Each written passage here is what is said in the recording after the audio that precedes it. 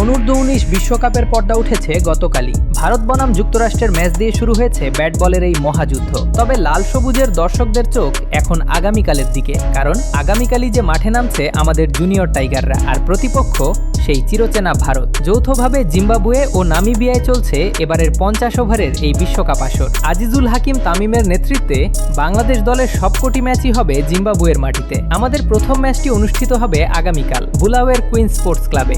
ভারত নিঃসন্দেহে শক্তিশালী। টুর্নামেন্টের ইতিহাসে তারা সবচেয়ে সফল, 15 আসরের মধ্যে 5 বারই চ্যাম্পিয়ন। এমনকি গতকাল যুক্তরাষ্ট্রের বিপক্ষে বিশাল জয় দিয়ে তারা আসর শুরু করেছে। কিন্তু ইতিহাস আমাদের পক্ষেও আছে। মনে আছে 2020 সালের সেই ফাইনালের কথা? এই ভারতকে হারিয়েই কিন্তু আমরা বিশ্বজয় করেছিলাম। তাই পরিসংখ্যান যাই বলুক, মাঠের লড়াইয়ে বাঘির থাবা দেখার অপেক্ষায় পুরো দেশ।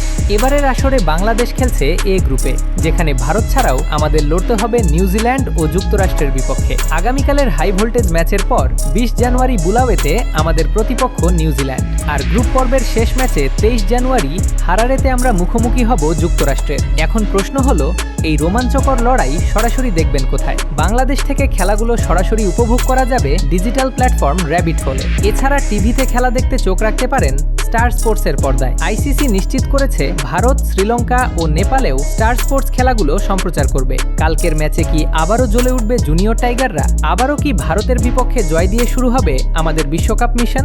কমেন্ট করে জানিয়ে দিন আপনার মতামত। আর খেলার সব খবর সবার আগে পেতে আমাদের সাথেই থাকুন।